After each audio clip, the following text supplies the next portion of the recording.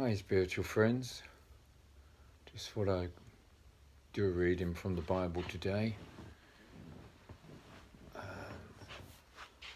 just come in actually. I went to go for a walk around the park, but I got waylaid by having a coffee, and then I thought I'd just pop into a little supermarket and I ended up buying some lovely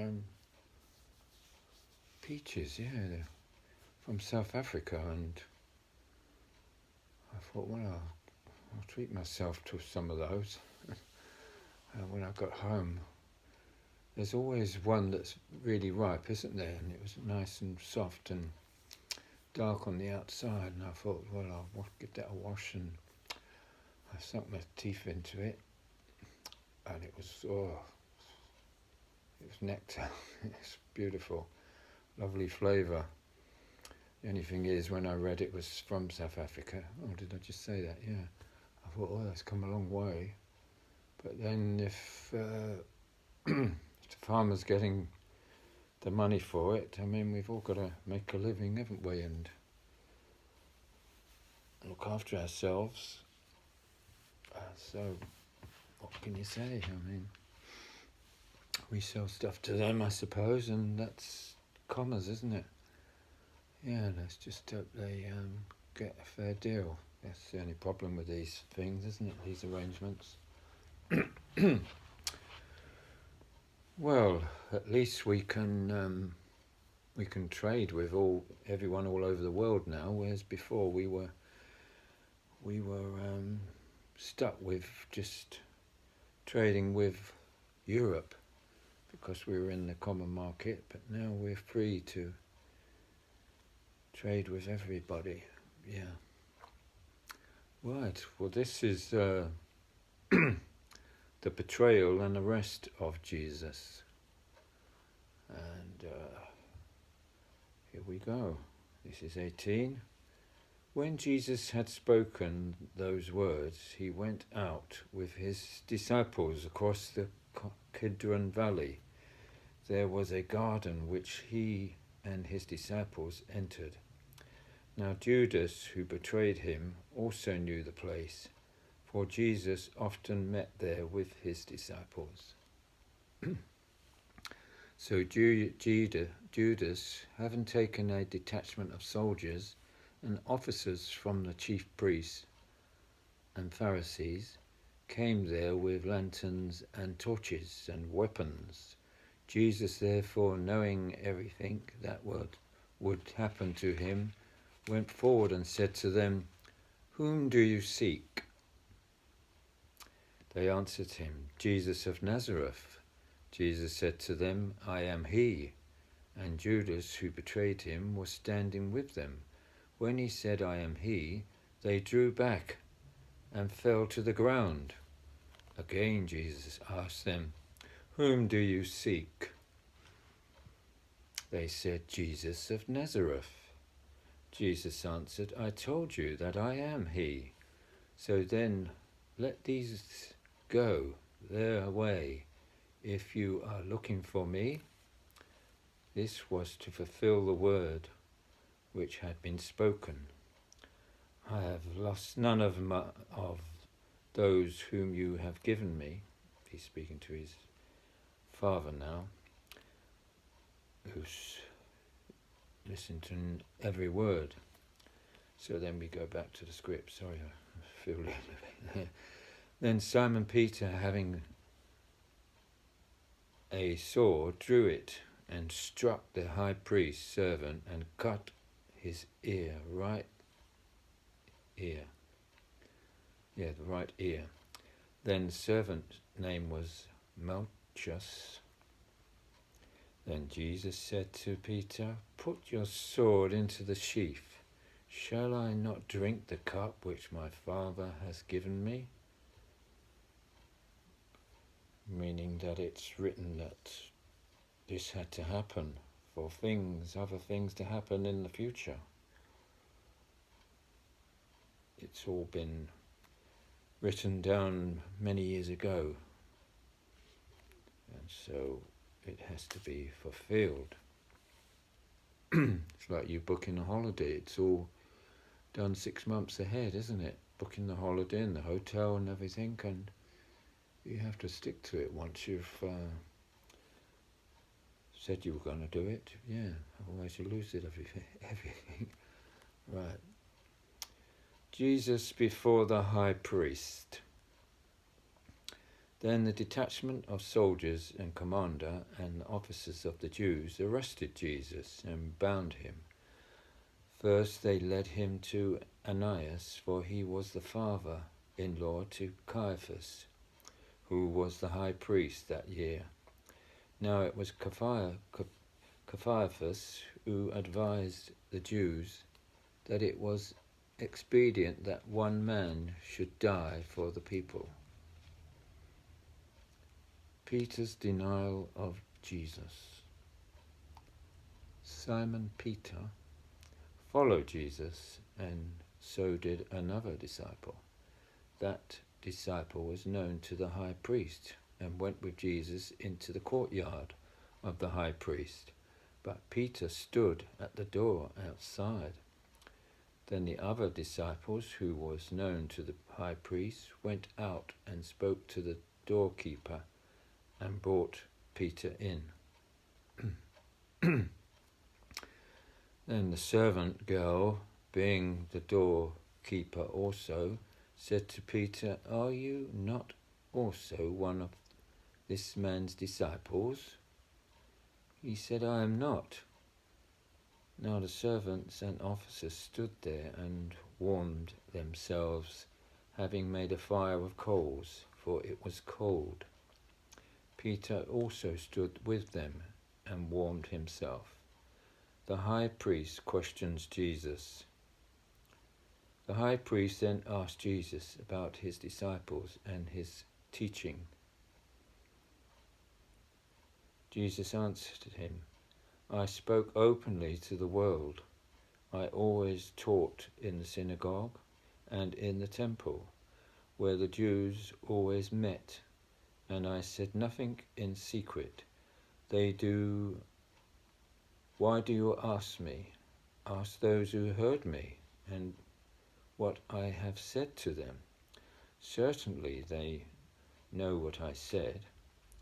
When he had said this, one of the officers who stood by struck Jesus with the palm of his hand, saying, "Is this how you answer the high priest?"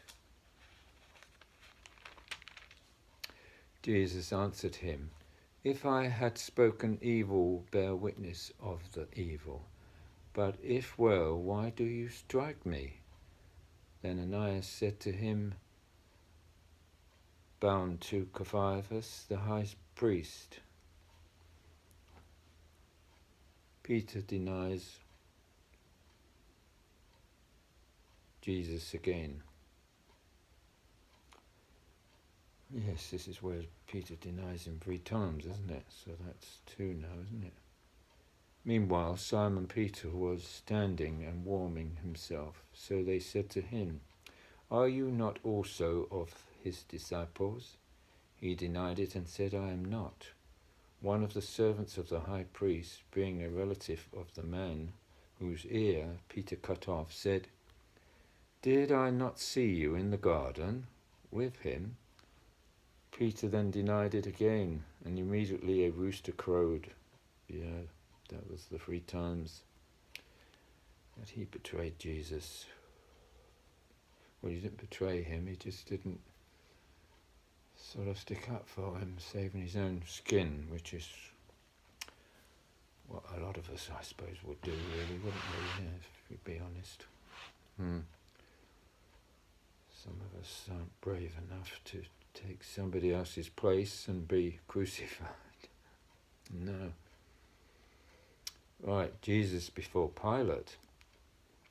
Then they led Jesus from Caiaphas to the praetorium. It was early, yet themselves did not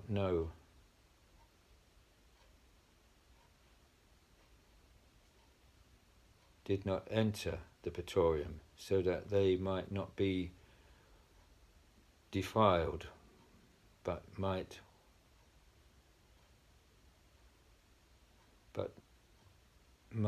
eat the Passover. Pilate then went out to them and said, "What accusations do you bring against this man?"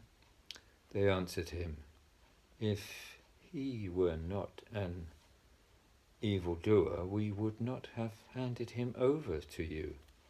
Then Pilate said, "Take him and judge him according to your law." The Jews said to him, "It's not lawful for us to put anyone to death,"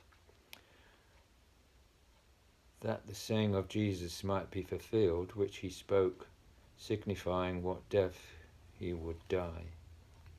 Again Pilate entered the praetorium, called Jesus, and said to him, "Are you the king of the Jews?" Jesus answered him, "Are you speaking of your own account, or did others tell you about me?" Pilate answered, Am I a Jew?" Pilate answered, "Am I a Jew?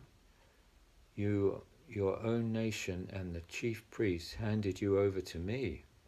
What have you done?" Jesus answered, "My kingdom is not of this world.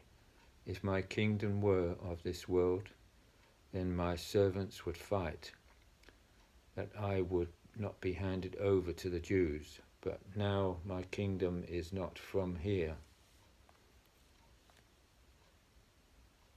Therefore Pilate said to him, "Then you are a king." Jesus answered, "You say correctly that I am a king.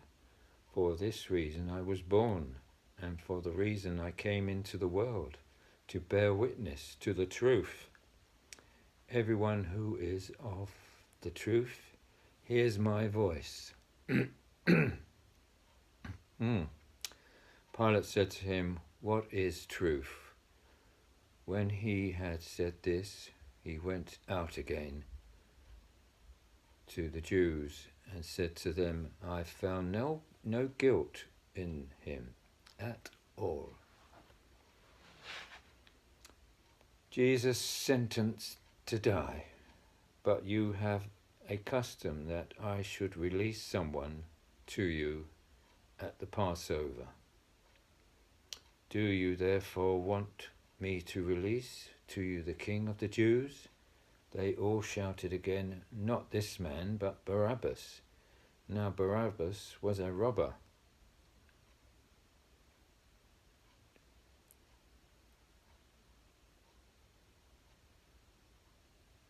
So we'll leave it there. Yes, and this is where things are going ahead. And this Barabbas, he's a murderer, a killer of Praetorian guards. The Romans, they wanted him. They wanted to kill Barabbas rather than Jesus, but the Jews seem to be getting their own way. And they're not supposed to kill anybody, are they? That's one of the 10 Commandments, thou shalt not kill, particularly one of their own. As Nicodemus said, when they were talking about what to do with Jesus, he reminded them that he is of us, he is a Jew. We shouldn't be doing this, but they took no notice of him. And so it was. Anyway, I'll close now, and I'll carry on another day. I hope you're having a good day. Today is a bit cloudy here in London, and but it's not too cold. I quite enjoyed my walk. It wasn't hot and it wasn't cold. Anyway, don't want to talk about the weather, do we? You take care. Be kind to anyone you meet, even if you give them just £1. I've given £2 away today, which is nice. So that these people sitting on the pavements, they must get very cold. Yeah, so always try and get some change. I know we've all got these cards where we tap in and tap out. I mean, they're probably all over the world now, aren't they? So I expect in other countries nobody's got any loose change or some notes to give out. So just bear that in mind next time you're at the bank. Think of getting a little bag of, well, here is £1 coins, because we do have coppers, pennies and all that, half pennies and things, but I think they're going to go out now. I think they'll be stopped now and just have the pound coins and £2 coins we've got. Yeah, so anyway, I'm rattling on here, and you take care now. Peace and love be with you now and forever. Amen.